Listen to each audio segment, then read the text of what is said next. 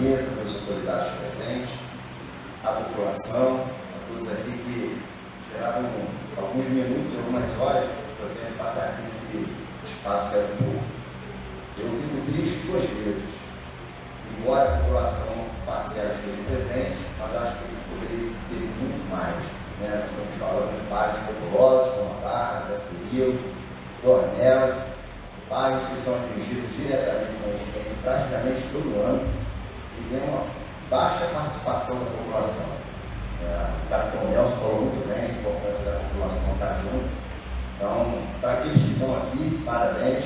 Para aqueles que não vieram, terem uma grande oportunidade de participar desse movimento, desse processo democrático que é ouvir a população. Ouvir as autoridades e, consequentemente, a população. Eu ouvi com as autoridades dentro desse termo aqui e eu não vi a palavra da limpeza do Rio Mureia. Eu acho que essa palavra ela condiz muito importante no momento que nós vivemos hoje. A limpeza do Rio Mureia se faz necessária. Claro que eu não vou deixar de observar que isso precisa de um determinado quantia de valor, de dinheiro e recursos, mas é preciso que o poder público, e aqui eu tenho certeza que o prefeito Marco Aurélio tenha essa preocupação, de adentrar nesse processo. Eu acho que a limpeza do Rio Mureia trará uma satisfação para a população ribeirinha. Eu dialogo com toda a comunidade, dialogo com a Barra e também dialogo com outros bairros, e lideranças de outros bairros, e todo diálogo que eu tenho são sempre pensando, eles não vão fazer a limpeza do Rio, eles não fazem a limpeza do Rio. Então, assim, é preciso que o poder público tenha essa preocupação em dialogar com a população em detrimento a esse tipo de fator, que é a limpeza do Rio Mureia. Se nós olharmos para dentro do Rio Mureia hoje, de ponta a ponta, nós vemos bancos de areias que chegam a 10, 8, 12 metros de comprimento. E esses bancos de areia acabam ocupando o lugar que deveria ser da água. Eu acho que, de certa forma, é um processo importante, tenho certeza que na medida do possível o poder público fará, mas é um processo histórico, né? Isso começou agora em ontem. Essa questão do Rio Mureia, eu estava conversando com a dona Nilda, que é minha antecessora da Associação de Moradores, e ela fala para mim que, Sandra, minha casa está cheia há 40 anos. Eu tive minha casa também cheia d'água, até a metade da parede, perdemos praticamente tudo. E eu falo empiricamente o que eu vivi. Então, assim, é muito importante que o poder público adentre essa situação, se aproxime muito mais da população que sofre por esse processo. Eu tenho certeza que a população, como paciente que vai entender a importância desse processo junto ao poder público e a limpeza do Rio Mureia. Eu acho que isso faz necessário. Tá bom? Muito obrigado e boa noite a todos. Neste momento, ouvimos a Sula, que é moradora do bairro Gaspar. Boa noite a todos, doutora Lília, Vanderleia, Leandro, público presente, Cadu, assessor do Reginaldo Lopes, que não soltou a mão da gente em hora nenhuma. Então, gente, é o seguinte, no Gaspar, nós temos que agradecer o Legislativo e também o Executivo, porque as obras da rede de esgoto foi concluída. Pela força de muitos anos lá, o pessoal da Nestura em geral. Foi concluída, era uma obra que tinha muitos anos que estava afetando o povo, e até assim, ninguém olhava e tal. Agora o doutor Marcos conseguiu resolver o nosso problema lá. O problema hoje, terminar o corte das árvores, fazer a limpeza, porque as floras têm muita flora lá ainda, terminar de cortar as árvores, e para terminar a limpeza. O muro de arrima, a estrada de caverna já chegou, a chuva está chegando e a nossa preocupação lá é começar a chuva e ter que ficar todo mundo de novo. Foram 104 famílias que foram geradas de lá. E essa preocupação é muito grande. E o mais é aguardar, quanto mais rápido fizer isso lá para nós vamos agradecer. Muito obrigado, uma boa noite.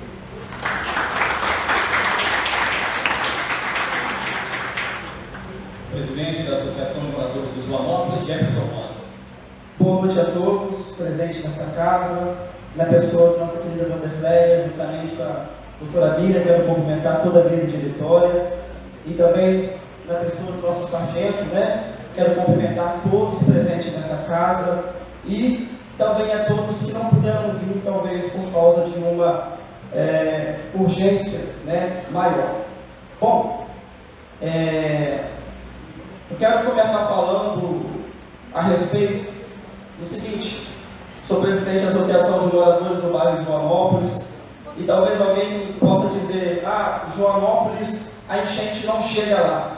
Exatamente, as águas não conseguem chegar lá, porém, nós também somos atingidos porque ficamos ilhados e não podemos ultrapassar, pois a entrada do São Joaquim ela é tomada com as forças das chuvas, elevando o nível do rio Muriaé. Bom, mas a princípio, a reparação de danos deveria ser também prioridade quando se fala de chuvas, pois se não melhora, automaticamente só vai piorar. Uma parte da rua Valdemar de Luiz Pena, no bairro de Joanópolis, no qual eu represento, cedeu na chuva de janeiro, juntamente com a rua Petonel, no bairro de São Joaquim. E de lá para cá, só foi cedendo mais, aproveitando a presença de Defesa Civil, juntamente com o Corpo de Bombeiro, e todas autoridades que puderem fazer uma visita novamente a esse local, para fiscalizar, para ver se não oferece mais risco para os moradores dessa rua. Cada dia que passa, o morador da casa que é mais atingida tem chegado perto de mim e falado, né, que só está cedendo. E como representante do bairro de Joanópolis, tem uma missão de representar e representar bem. E uma coisa interessante que eu observo é que quando falamos do bairro de Joanópolis, falamos do bairro de São Joaquim, há muito tempo fomos esquecidos, há muito tempo fomos abandonados, mas graças a Deus, com o melhorar dos anos, com o melhorar do tempo, isso vai mudando. E eu tenho certeza que a partir de hoje será diferente cada vez mais, pois solicitamos que a Defesa Civil, juntamente com o Corpo de Bombeiros, juntamente com a Polícia Militar, acompanhe isso mais de perto, porque estamos falando de vida, estamos falando de prioridade, né? E uma coisa interessante que o morador da casa dessa rua me falou é que ele está cansado de edificar muro e a chuva vir e o barranco ceder, causando transtorno e dificuldade para si, porque estamos falando de uma classe pobre, estamos falando de um morador que não tem condição, que muitas das vezes junta o dinheiro dia após dia para edificar novamente o muro e infelizmente com a chuva vem e derruba. Talvez, não podemos afirmar, talvez a condição não tenha condição de edificar uma obra tão precisa, ou talvez não tenha uma visão técnica de como seja feita essa obra no muro. Então, por isso, pedimos a força a vocês que têm o poder de ir fiscalizar, orientar e, se for possível, até mesmo dizer se pode ou se não pode ficar presente nesta casa. Estive também na Secretaria de Obras conversando com o nosso secretário Jorginho Félix, que, por sinal, sempre quando vamos lá, somos muito bem recebidos, e tivemos a informação que esta rua ela não está localizada, não está pontualizada dentro do mapa da cidade. E com essa informação, a gente conversando junto com os moradores dessa rua, conversando com os moradores da rua vizinha, surgiram algumas perguntas. Eu orientei, falei o que o Jorginho tinha que falar. Surgiram duas perguntas que eu separei aqui, que são: a rua é antiga, como não está no mapa da cidade? A rua recebeu o calçamento da prefeitura na época que ela foi construída, como não está no mapa da cidade? Contudo, eu quero agradecer a presença de todos os moradores, todos os presidentes de bairro, toda a autoridade que está aqui para representar o povo, porque somos a voz de uma comunidade, somos a voz de uma cidade que muitas das vezes foi esquecida, mas que ao longo do tempo eu tenho certeza que vamos ser ouvidos e ouvidos com abundância. Muito boa noite a todas e todos. Cumprimento aqui a pessoa da secretária de governo, Vanderleia, todos os representantes do Executivo. Cumprimento o capitão Nelson, também aqui o nosso amigo da Defesa Civil, sempre atuante, sempre à nossa disposição, Leandro, que a gente amola bastante, né? E a todos os presentes que vieram aqui nessa casa. A gente sente muito a ausência, igual o Sandro, presidente da Associação do Bairro da Barra, falou aqui, da população. A gente parabeniza aqueles que vieram. A população da Gaspar, representada aqui por 4 pessoas, né? Mais a Barra, mais o bairro Joanópolis. Então a gente vê que uma cidade do porte de Muriaé, com vários problemas que sempre acontecem anualmente, aonde estão os demais atingidos dessa cidade. É muito fácil ir pelas redes sociais e atacar tanto a Câmara por não fazer nada, quanto o Executivo também. Mas na hora de comparecer para trazer aqui o seu questionamento, trazer aqui aquilo que eles têm como sugestão e ouvir do Executivo, não comparece a essa casa. A audiência pública nós fazemos aqui com até muita frequência. É muito comum a casa abrir para ouvir a população, porque é um grande instrumento que nós temos para trazer essa aproximação. Porém, a população ela não consegue ter este hábito de frequentar a casa, de participar. Vamos ter agora, em breve, o orçamento para 2024.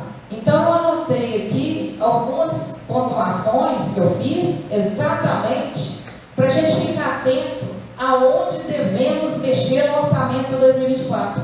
Porque não adianta falar muito, né? Igual o Maurício Obras, João Ciribelli e Dessur, agricultura sem ter dinheiro. Então a gente tem que estar muito atento nas colocações dos representantes de cada pasta e o que vai ser necessário para que a gente fique muito atento com o orçamento para 2024.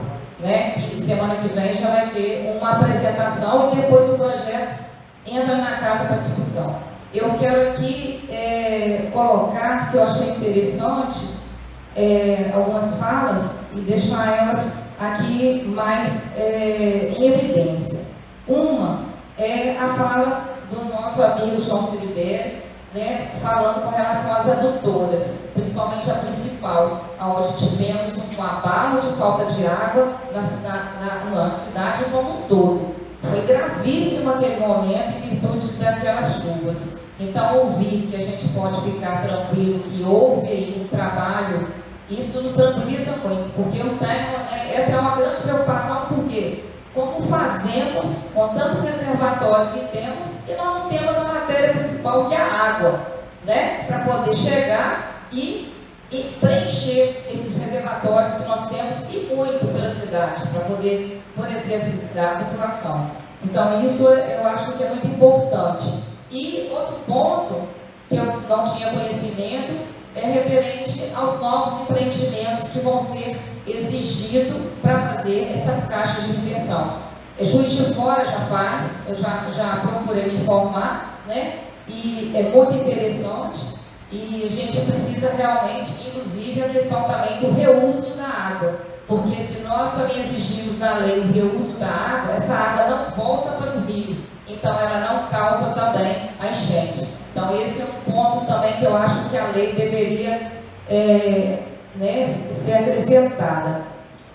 A parte da saúde, muito interessante a questão que foi colocada da aquisição dos barcos.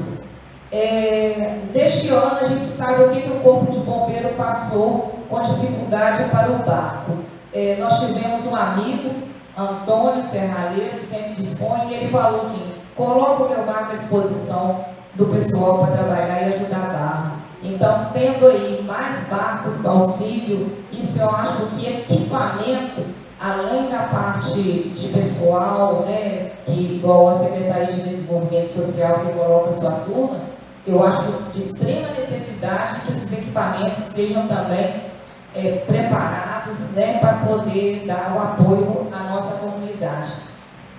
Os planos de contingência, estava até falando aqui com o Leandro, eu ainda não conhecia, porque até então eu acho que não existia no passado esse planejamento por parte de cada secretaria, o que dá um respaldo muito grande à Defesa Civil na sua parte de atuação.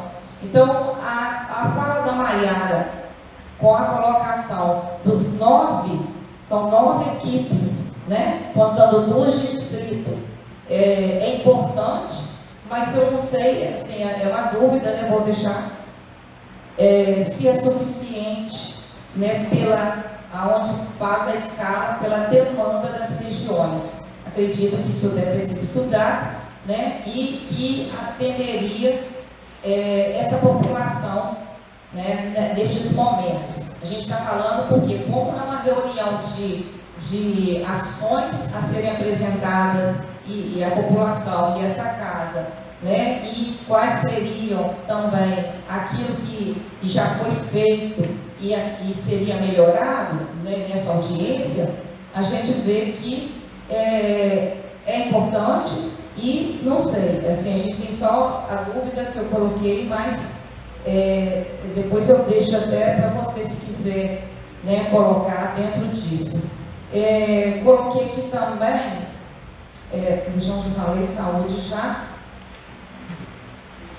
o desenvolvimento social, sim, eu já coloquei, Vanderlei, que eu acho muito importante o que a Maiara trouxe, porque esse plano de contingência, eu acho até como sugestão, que eu não vi, do social e da saúde, acho que deveria fazer tipo um boletim. A própria UBS da cidade, são várias UBS, vários postos de saúde, são pontos de referência, poderia ter ali, nesse momento, talvez, esses planos de contingência para que as pessoas tenham esses nortes, porque normalmente ficam muito abaladas, as pessoas ficam sem rumo, e a prefeitura ela entra para poder também acudir no tempo mais rápido. Então, acho que se tiver isso colocado nos postos de saúde no período, eu acho que é uma referência para um apoio à população. E em Costas, quando nós ouvimos aí a questão do Maurício, também me deixou um tanto preocupada, né, pela quantidade que foi 20 encostas, apenas 3 encostas que vão ser trabalhadas diante do recurso disponibilizado, e que o governo federal ele não age com prevenção, somente com ação imediata. Isso é muito triste, porque nós estamos falando em prevenção, e prevenção é o mais barato, para toda a ação do executivo, para que o executivo, inclusive, economize.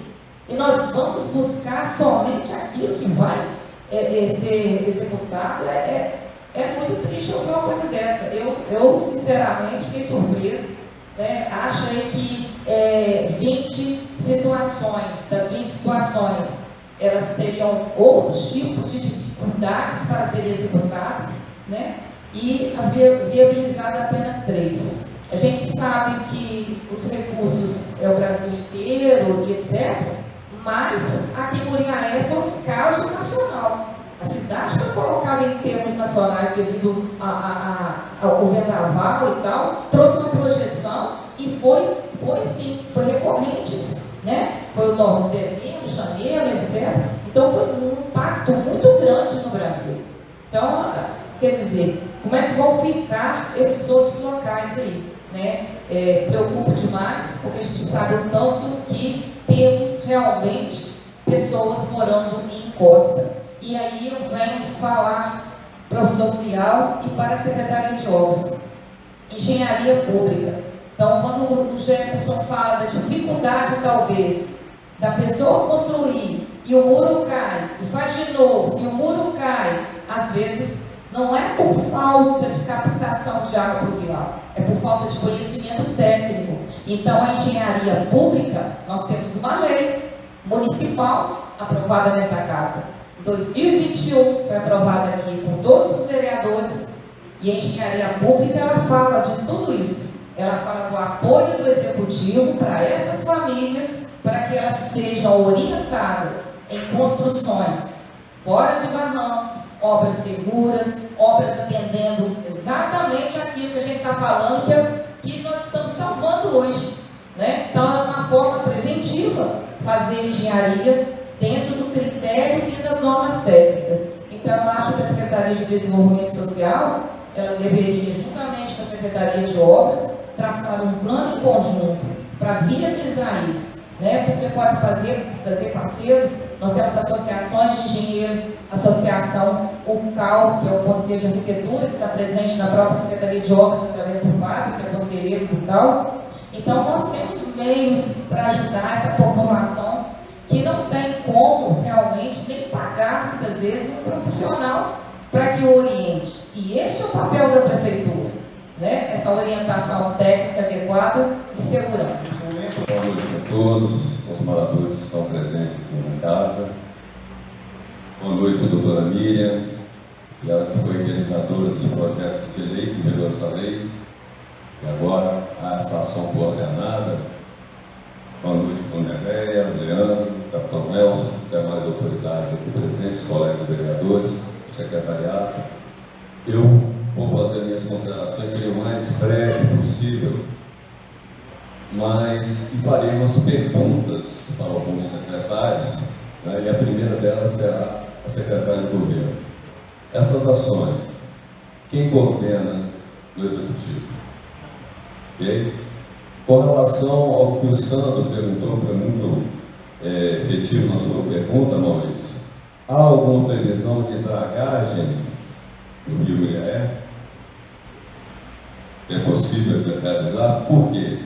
Apesar do tenente Dornelas ter dito que nós tivemos aquele evento climático adverso há um ano atrás, ele foi adverso, foi fora de contexto, fora da curva. E a gente reza, ora, né, João, para que não ocorra um evento daquela magnitude novamente. Mas as enchentes em Muriaé são recorrentes. Não é isso? Todo ano nós temos problemas de enchente em Muriaé. Em maior ou menor grau, mas nós temos. Perfeito? Então a dragagem do Rio Muriaé talvez seja uma intervenção não tão custosa para que a gente possa diminuir um pouco, né, os efeitos das enchentes. Obviamente, campanhas de conscientização para a população não jogar, né, qualquer tipo de resíduo no Rio Muriaé também é muito importante que ela ocorra, também de forma coordenada, de forma coordenada, campanha maciça, né? Nós temos tanta propagação de fake news nas redes sociais, tanta coisa inútil, e a gente não utiliza desses meios que nós temos hoje, que alcança todo mundo, campanhas efetivas de conscientização, de chamar a participação da população. Beleza? João, captação de águas pluviais. Dos pontos mais críticos que nós temos em nossa cidade, há alguma previsão para este ano de algumas obras para diminuir os impactos ainda já nesse ano? Beleza? Amauri, no meio rural, há algum tipo de degradação ambiental que é de responsabilidade da Secretaria de Agricultura de acompanhar, de fiscalizar, algum plano, alguma observação, algum acompanhamento? Gilberto, urbanização urbana.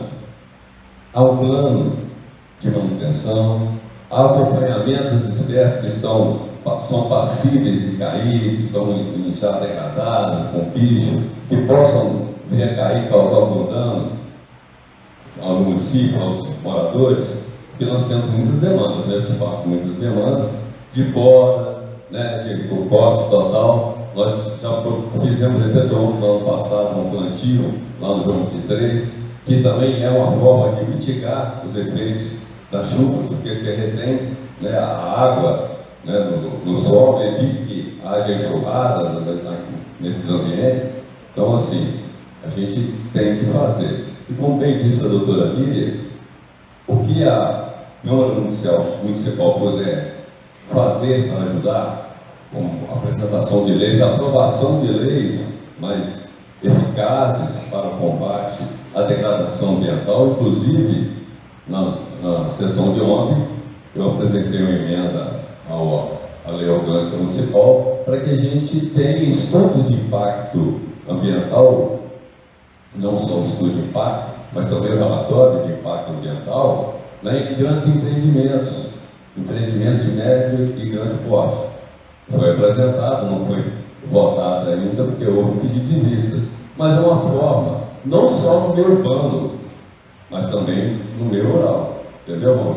Para que a gente tente, porque não adianta nada nós ficarmos enxugando o dinheiro do passado e não tivermos condições de como bem disse o capitão Nelson, também disse a prevenção. Então, o arcabouço legal também tem que permitir ao poder público que tenha condições efetivas de evitar os transtornos ambientais e todos os impactos, todas as consequências danosa para a população. Então, gostaria só de deixar registrada essa minha fala e conto com vocês, quando possível, respondê-las. Obrigado.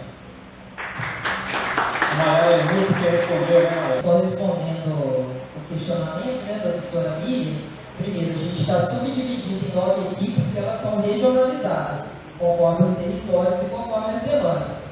9 equipes não quer dizer que são 9 profissionais. A nossa equipe ela é composta por mais de 164 profissionais para atender a população. Então, e tem aquelas 4 equipes que são as equipes avulsas, que são as equipes volantes, e conforme a demanda do local, essas equipes elas são convocadas para estar dando suporte à equipe central, que é essas 9. Tá? Então, assim, a Secretaria de Desenvolvimento Social ela tem um serviço incansável, né? O Leandro sabe, a gente acompanha, no Vendaval e em janeiro, nós trabalhamos 18 horas direto. Então, assim, se não tiver profissional suficiente, nós vamos trabalhar o suficiente para atender a população em menos de 24 horas. Isso, com certeza, é o nosso compromisso. E o outro questionamento foi qual, doutora?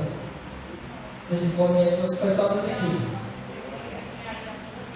Isso, a engenharia pública, a gente tem um trabalho técnico-social, né, que é do nosso setor de habitação, que também, com certeza, juntamente com a Secretaria de Obras, pode estar, assim, né, auxiliando aí a população nisso, e ela já auxilia em alguns eventos, né, adversos, com a orientação da população, fazer todo esse trabalho técnico-social.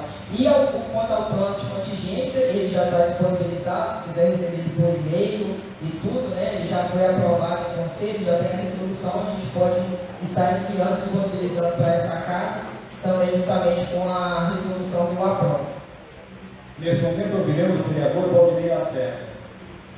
Daqui a pouquinho. A todos, quero cumprimentar o representante do Poder Executivo, Anderleia, todos os componentes da mesa. Quero cumprimentar também todos os presentes aqui, nessa casa, nesse momento tão importante. A gente entende de iniciativa do Legislativo, pela importância da lei proposta pela vereadora Miriam, que é a Lei 6.321 de 2022, traz aqui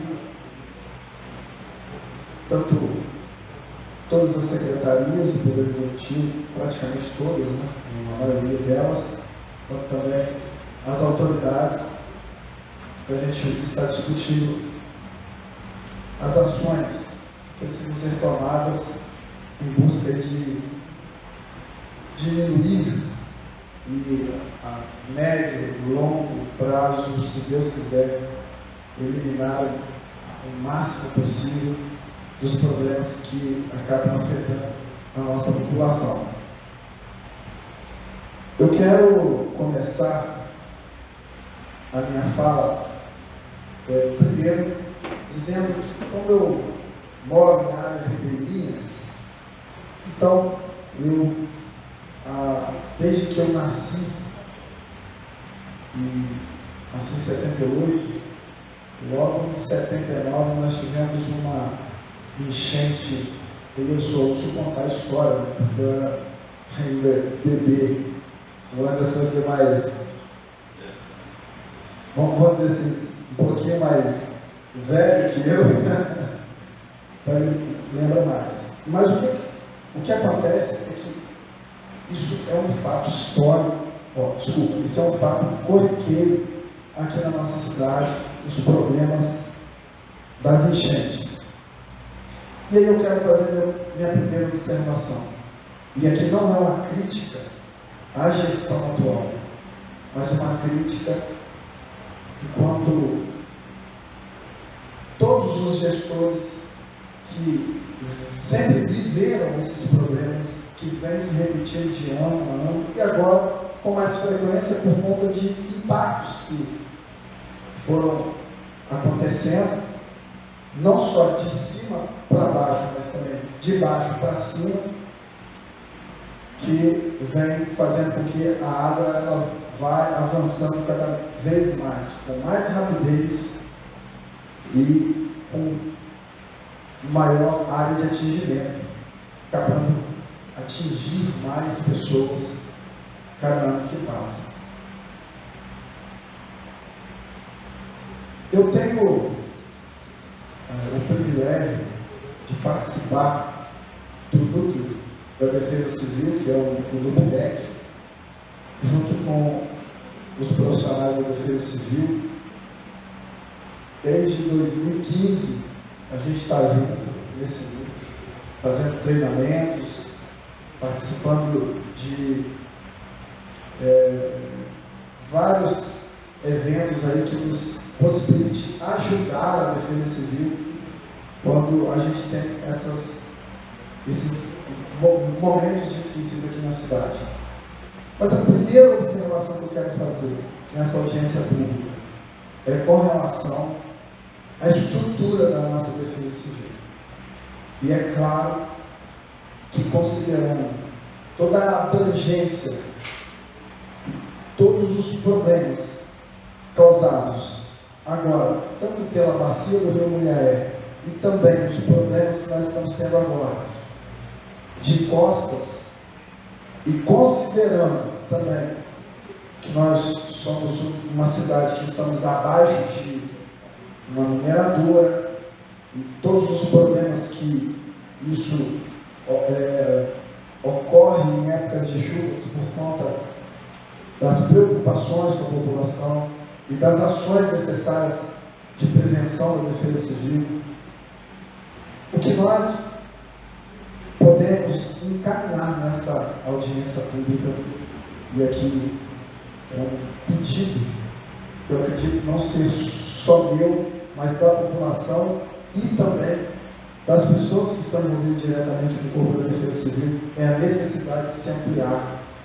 esse corpo de técnicos da Defesa Civil para atender com mais celeridade a população.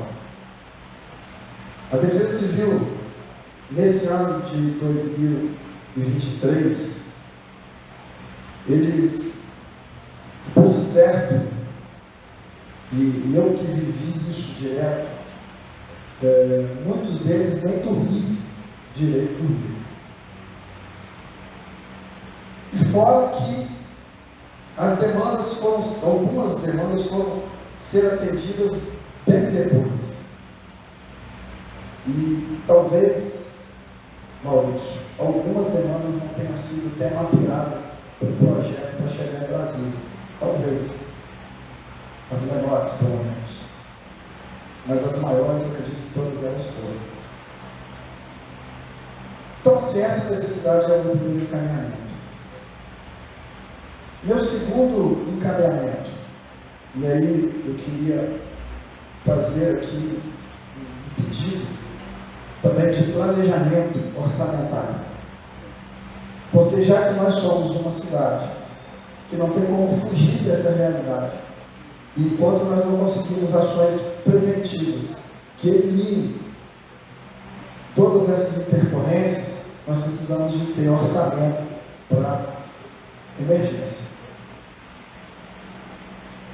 Eu vou aqui falar um número, mas acredito que alguma coisa próxima disso. Se nós conseguirmos, irmãos, colocar pelo menos um montante de uma rubrica de 8 milhões para urgência e emergência dessas demandas, nós teríamos aí próximo menos de 2% do orçamento. Eu estou falando baseado na arrecadação mesmo, prevista para o ano de 2023, que vai ultrapassar os 400 milhões.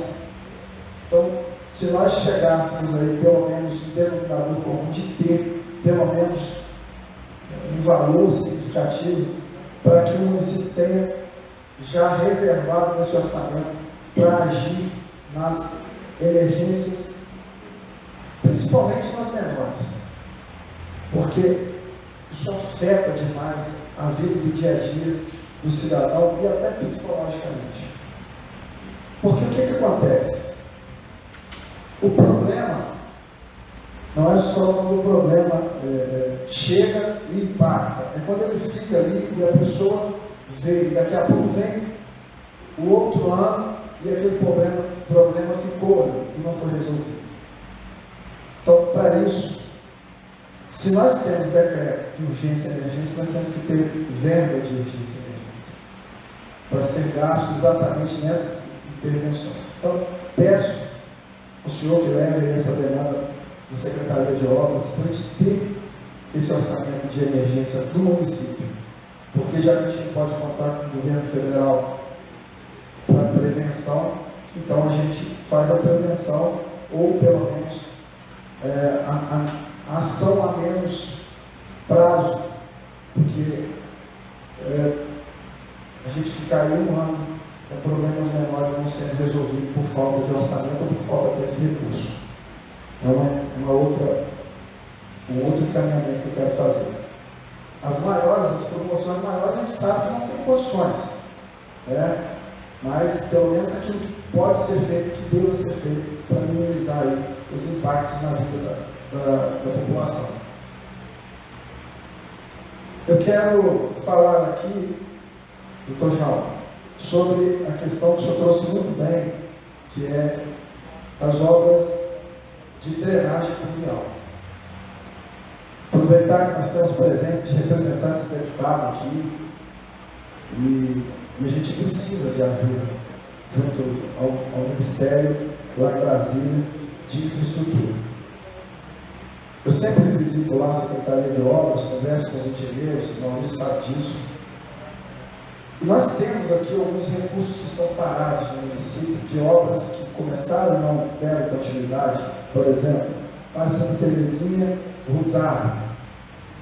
Nós temos ali, de início, nós tivemos o início da obra que estava avaliada em 1.590.000, onde foi empregado 577 mil, uma sobra de recursos de 1 milhão parado, que não pode ainda ser usado porque ele não consegue mais resolver o problema por conta de preços que mudaram. Então precisa da complementação.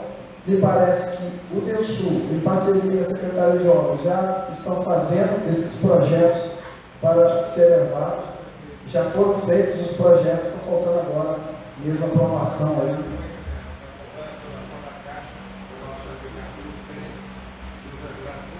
Então isso é muito importante.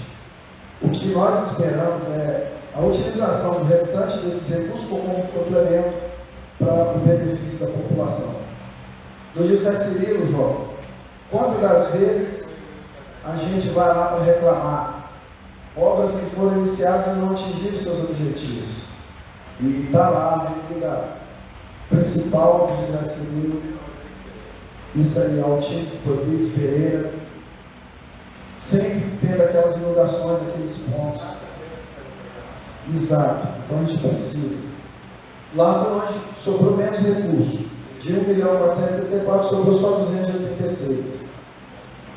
Dornelas e Napoleão, parte de cima do Dornelas, Rua Amazonas, Avenida do Contorno, São Dimas, onde inclusive não teve ali a pavimentação por baixo ali, nas Dornelas.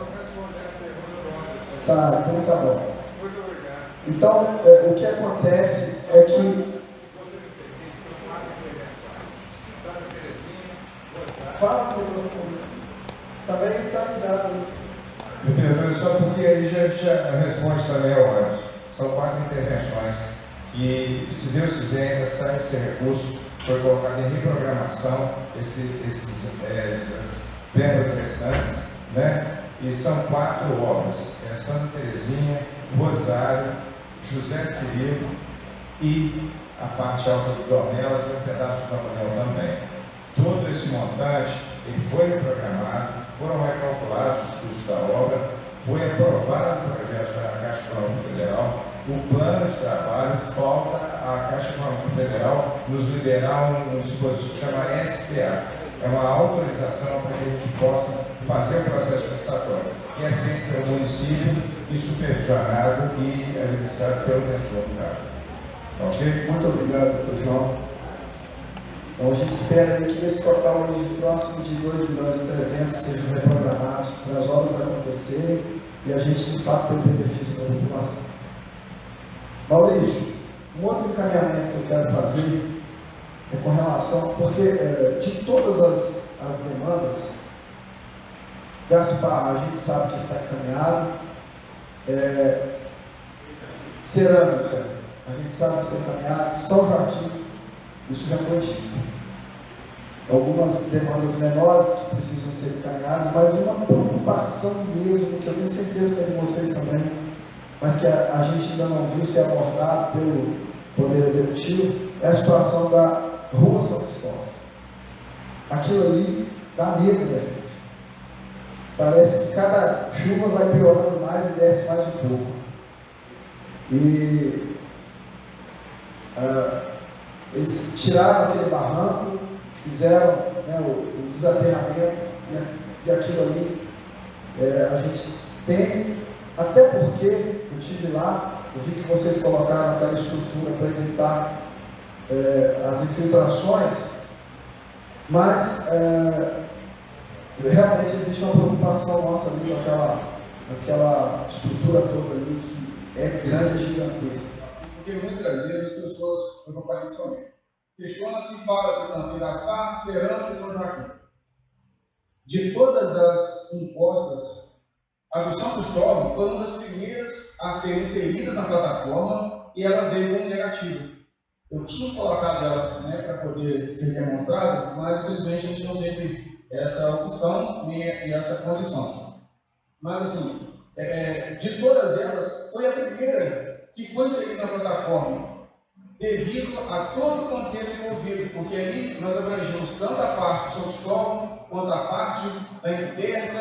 Então assim, aquele contexto que a gente chama de porte, é um complexo ali muito complicado devido ao acesso, né? Então, já houveram várias possibilidades de execução, mas enfim, é uma obra ali de envergadura que o recurso para você estimado inicialmente estava em 6.695.000 e ela foi negada. E o que às vezes o que a mim me assustou e o que às vezes revolta, né, a parte que está envolvida diretamente nesse contexto é o quê? Repito, o mesmo que é a prevenção. Em agosto tivemos o Gaspar, fizemos solicitação, foi negado. Em janeiro veio acontecer.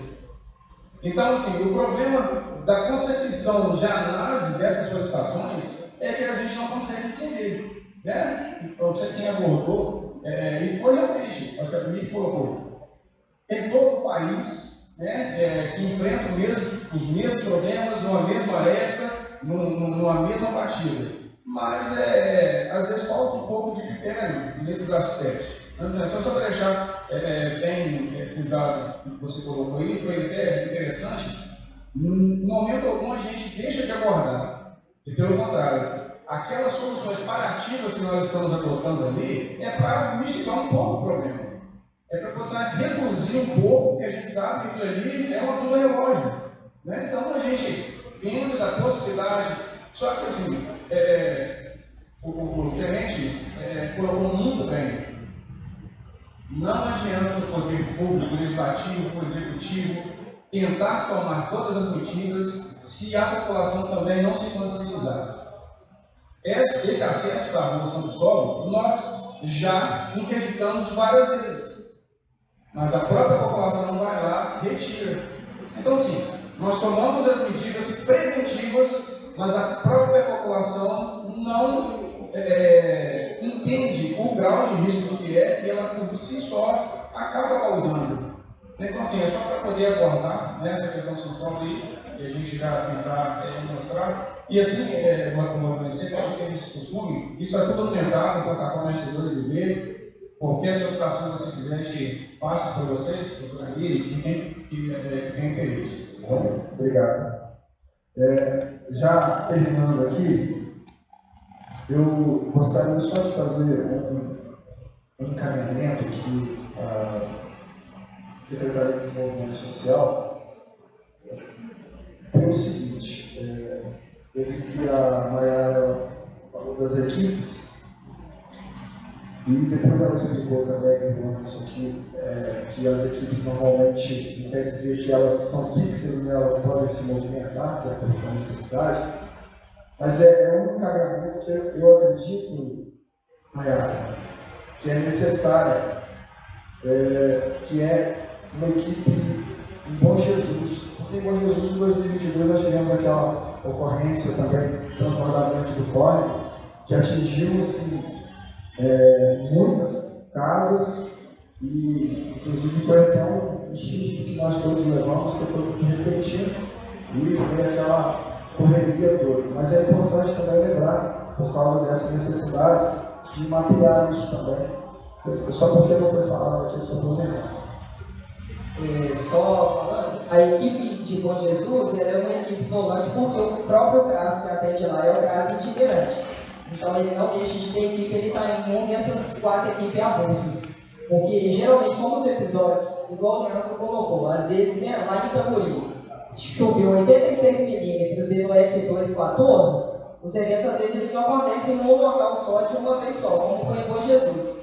Então, automaticamente, aconteceu esse evento nessa localidade, a equipe que ela não estiver em campo, não quer dizer que uma encosta, vai precisar às vezes da equipe de São Terezinha. Essa equipe ela não vai deixar de trabalhar, ela vai para esse outro local. Então, assim, a gente já tem todos os estudos, hoje a gente tem todas as famílias, todos os endereços mapeados. Que não são famílias porque elas mudam, nem todos têm casa própria. Então, hoje a gente tem todos os 5.896 endereços mapeados, que são atingidos, tanto nos distritos quanto dentro da cidade de Goiânia. Justamente para esse atendimento efetivo e para colocar essas equipes mesmo em campo no tempo mais rápido possível, para que o prejuízo seja o menor possível e a reparação desse prejuízo também. Beleza. Para ficar registrado também, onde nós temos muita incidência de enchente no distrito de Macu, esses dois, onde precisa também sempre dar atenção aí da pessoa da assistência social. Para se ter ideia, 2023 agora, na região ali do bairro Santana, até onde era atendido ali pelo CRAS São Joaquim, 610 famílias foram atingidas. Eu estou falando só da cheia do Rio. Total de 1.495 pessoas. Famílias desalojadas, 284. Desabrigadas, 13. Famílias afetadas, 313. Crianças, 188. Adolescentes, 91. Idosos, até por causa da casa de idosos lá, 302. E aí, essas informações eu achei importante trazer só para a gente ter uma ideia do impacto que é isso, como que isso é violento. E vale ressaltar, como eu participo também, mesmo que às vezes a gente não atinja a excelência, o serviço de assistência, o serviço de assistência mesmo às pessoas atingidas, eles são um grau que a gente entende que ele é muito bem aceitável.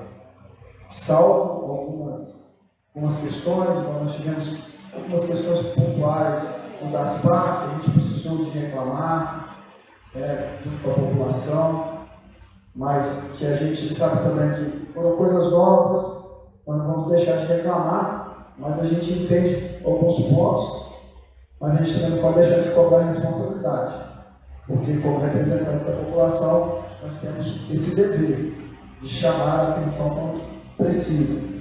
Porém, colocando numa escala, a gente entende que a gente tem uma boa assistência. Para terminar, Rio Mulher. A gente precisa começar agora a buscar uma forma de ter ações no rio, na cara do nosso rio. O nosso rio está muito assoreado. Nós passamos por problemas seríssimos que a gente sabe que o rio vem assoreando. Eu tenho informações junto com a Defesa Civil, de participar junto com eles lá, que para se ter ideia, e se eu estiver errado, o Leandro pode me corrigir, o rio Muriaé, nessa época do ano, ele está a cerca de 20 centímetros de água elevada por conta das ações que nós estamos tendo na parte de cima. Certo, Leandro? Ou seja, a tendência é que a água chegue mais rápido ainda, Sandra, para atingir o nosso povo por conta das chuvas das nossas cabeceiras, tanto do Rio Preto quanto do Rio Muriaé, e também o Rio Glória, que acaba sendo um represador em momentos de enchente. Nós precisamos fazer essa água escoar. A parte do Dornelas ali é visível, e principalmente chegando ali na Ponte da Barra, a Ponte da Barra ela acaba funcionando como um represador, e a gente tem vários problemas ali que a gente precisa da intervenção aí do poder executivo para a gente buscar mitigar essas questões das cheias. E a gente vai continuar aqui cumprindo com o nosso papel, fazendo os requerimentos, cobrando, falando pela população que clama por isso, precisa de intervenção do Rio Muriaé, precisa de resolver o problema do nosso Rio Muriaé, porque a gente não pode só viver remediando uma situação, pessoas comprando móveis, jogando móveis fora, pessoas que já não têm mais estimativa de vida. Eu trabalho na região ali do bairro Napoleão, parte ribeirinha, todas as casas que estão na parte de baixo, praticamente todas elas não têm morador, alguém construiu na casa de cima porque é uma situação complicada e a gente precisa de solução. Eu sei e repito, não é culpa do prefeito que acabou de assumir o mandato, mas a gente também não pode cruzar os braços e falar o problema não é meu. Quem vai resolver o problema? Alguém tem que resolver. E tomara que seja nessa gestão que é isso que nós queremos ver. Nós torcemos para que isso aconteça para o bem da população. Certo? Agradeço a atenção de todos. Muito obrigado. Boa noite, doutora Miriam. Tenente Dornelas, é Dornelas mesmo, não é Dornelas não, né? Dornelas. Tenente Dornelas falou de algo muito importante aqui, que é o exemplo do Japão. Como o Japão construiu uma consciência de prevenção e ações preventivas para mitigar futuros e possíveis danos com eventos naturais como os que nós sofremos. Não similares, mas com danos que são parecidos. E aí a gente fala aqui de uma questão que para nós é muito cara, valiosa, importante, que é a questão da limpeza do desassoreamento do Rio Muriaé. Eu tenho certeza que qualquer muriaense anseia e sonha com que isso aconteça. Mas, de alguma maneira, essa ação também será uma ação pontual. E que, com o decorrer do tempo, também vai ficar obsoleta. Porque o assoreamento vai continuar acontecendo. E por que eu estou dizendo isso? Porque porque é muito importante. Aqui a gente tem uma equipe multidisciplinar que atua nesses momentos de desastre e de profunda tristeza para a nossa população que sofre, como o Valdinei disse.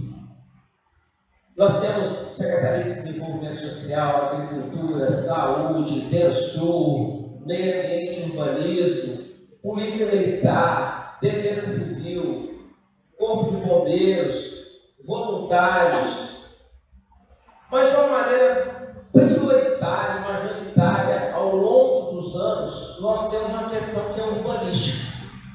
Porque a cidade vai continuar crescendo, graças a Deus.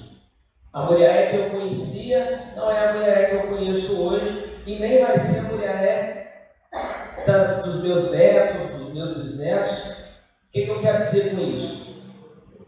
Que, não obstante a gente ter as preocupações pontuais de intervenções momentâneas, de construção de redes de drenagem, de desassoreamento do rio Muriaé, nós precisamos pensar em políticas públicas que possam aliviar o nosso desenvolvimento urbano para que no futuro próximo, assim como no Japão, nós possamos mitigar os impactos de danos de eventos como este.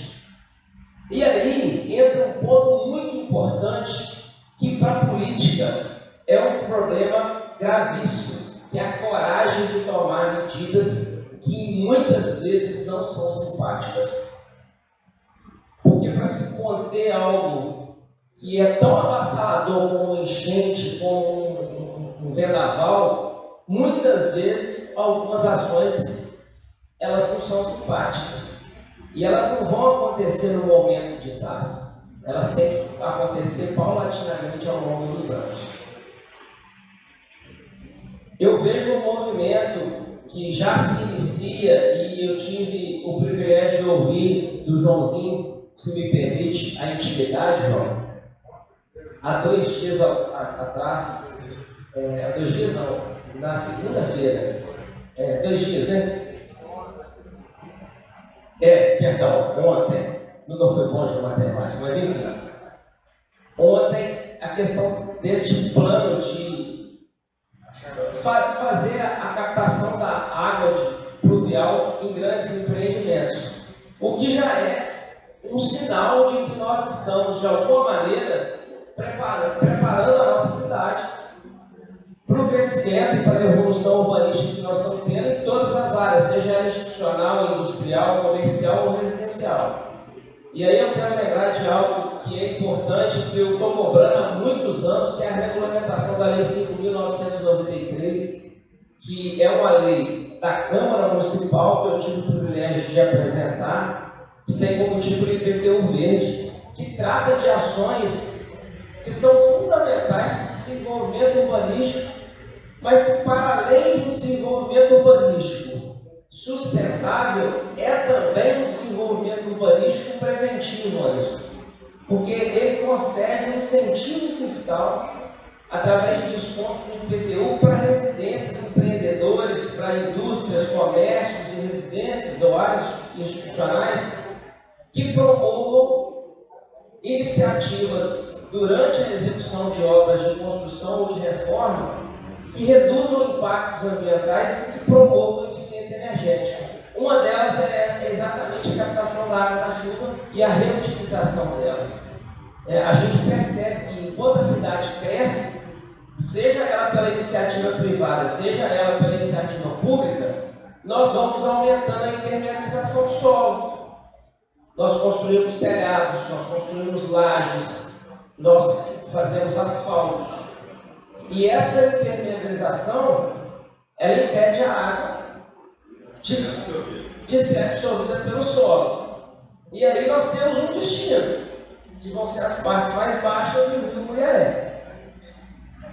Então, se a gente, ao longo dos anos, não começa a ter a preocupação de ter medidas para que esse crescimento urbano ele seja um crescimento que contenha essas águas, que possa, de uma maneira planejada, recolher toda essa água que a gente vai receber. Nós somos um país tropical, com chuvas torrenciais, esse fenômeno vai acontecer todos os anos. nós vamos estar enxugando o gelo todo ano. Então é preciso que a gente, muito além dessas intervenções pontuais, que a gente comece a pensar em planejamento urbano que tenha a previsão de fazer com que essa cidade possa crescer como tem crescido, mas que possa ter a responsabilidade de entregar para essas gerações futuras uma cidade que suporte esses eventos.